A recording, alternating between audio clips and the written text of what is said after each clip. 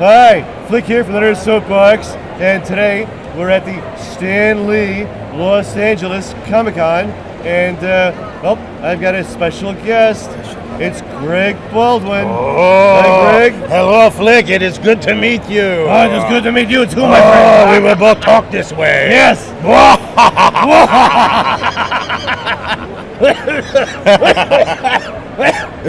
It's all right. That's all right, man. Oh, man. Let's start a little phlegmy there. I know. It happens. An occupational hazard. yes. Okay. So, tell me. How did you get into this voice acting? Because I'd like to get into voice acting too. It's something I just always wanted to do.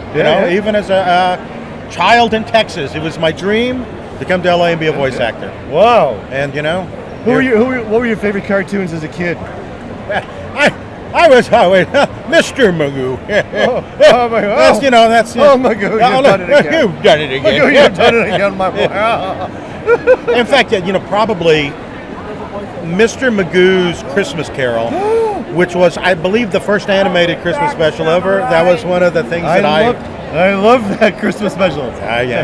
So Tiny Tim. I think that was Mr. Magoo, and I love the work of Paul Frees. Voice of the Haunted Mansion, the Ghost Host. I would say, my favorite. Wow. Okay. And Mako, of course. What? Mako, of course. Yes. Didn't you take over for Mako? I did take over for Mako. Yeah. How was that? Okay, taking over for an established character on such an iconic show like that. I mean, it's got to be a little bit difficult. It was scary. Yeah. It was definitely scary. It was the Last Airbender, right? It was the Last Airbender. And what was the character's name again? Uncle Iroh. Yes. Can we get a little bit of Uncle? Uncle Iroh. Today is our... What is a good line from Iroh? I was so sad, but I knew that you would, Wow. I was so sad. Today, destiny is our friend. I know it. Yeah, that's an Iroh line. That's an Iroh. I remembered it too. That's great. That's fantastic. Thank you, Flip. Okay. And speaking of taking over for an iconic character, right? Yeah. Aku. I mean, wow. The great fun, for me and certainly for Mako, is that Iroh and Aku, I think we're all Iroh and Aku. It's light and darkness. I mean, literally, Iroh is the wisest, most kind man that you could ever meet. Right. And Aku is the shogun of sorrow. Don't do that again. Don't do that. Yes, tremble before the great Aku. Where's the Samurai Jack when you need one? Actually, I think he's right over there. Oh, hello. Curse you, foolish samurai. Come here, Jack. Come here. I need you. We don't say his name here. Samurai Jack? I warned you. I won't say Samurai Jack again. All right. You said it again. I'm sorry. Okay. Ooh. Do not speak his name. Okay. How about the Coen Brothers? The Coen Brothers. Yes. I was. Hail Caesar. I was fortunate to play a communist writer in Hail Caesar, and I got to spend a week on set with Ethan and Joel and my good buddy George Clooney. Wow. The weird thing about George Clooney is this. George Clooney. He's really not that handsome? Yeah, he is. He is, and and he smells like wood smoke and Christmas.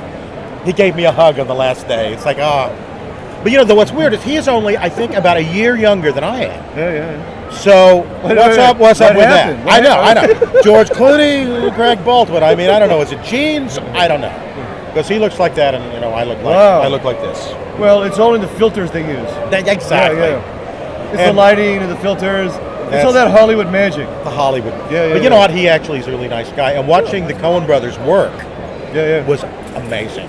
Amazing to watch. Tell me about it. Two masters. It was interesting. I've always wondered. I love my brother, but my brother and I could never work together like that.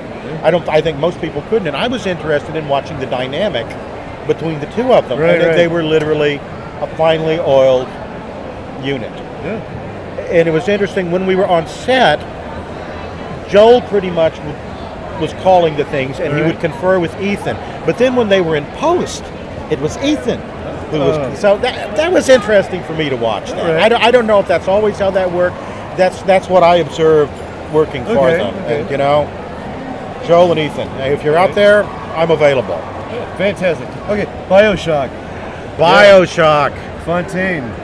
The interesting thing about Bioshock is when I recorded it, and a gentleman named Carl Hanover also recorded it. He was the voice of Atlas. All right. When I initially recorded it, I was also doing the voice of Atlas, and I did Atlas as a Southern. It was a Southern accent and not an Irish accent. Oh, all right. So it would have been a very, very different game. Yeah. Instead of would you kindly, it was would you kindly. Yeah. Which it's way, way different from what people know from the show.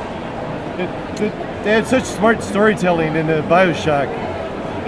Your thoughts on the story and all the plot twists and everything? Well, I think it's kind of like The Sixth Sense. All right. Once you know how it all ends up, you can never go back and look at it again in the same way. You can't unknow it. Right, because and once you know it, it all seems obvious. Yeah. But when you don't know it, don't know it. It's an amazing thing. That's right. I like a matter of personal preference. I liked Rapture. I liked Underwater better than in the air. Okay. Although the games are beautiful, but there's a claustrophobic feeling to being under the water. Oh yeah. Okay. Is there one of your characters that's more harder to perform than another? More difficult on your voice, perhaps? On your you know what? You would think that the Mako characters are hard, and I don't know why. I've never had an issue with it. What's difficult with voicing Mako characters is not only do I have to honor the text and the director and the character, but I have to honor this iconic actor that everybody loves. Yeah. So, in the back of my mind, it's always not only, is it the right intention? Am I saying this line correctly? But also, am I saying this line and sounding like Mako? Okay. And sometimes I nail it, sometimes I don't. I'm kind of hard on myself when I listen to the show. I understand. Yeah. All right. What's the most fun character you've done? Like this guy, I would do for free. This is so much fun to voice him. Aku. Yeah. I mean, and indeed, I do. I have a YouTube channel where I sing songs as Aku. Shut up. Because what is this? What is the name of this YouTube channel? It's the Greg Baldwin Extra Thick channel. Extra thick. What did you guys write that down for me? I gotta Greg check Baldwin that out. Extra Thick channel. Extra thick channel. If you would like to see Aku singing Sinatra's My Way or Louis Armstrong's What a Wonderful World, this is the place to go for that sort of entertainment. And I do that just because I love the character. There's that. There's that. It helps. Yeah. Okay. So, how difficult is it? Okay, I find it hard to sing in my normal voice. How difficult is it to sing in a character voice?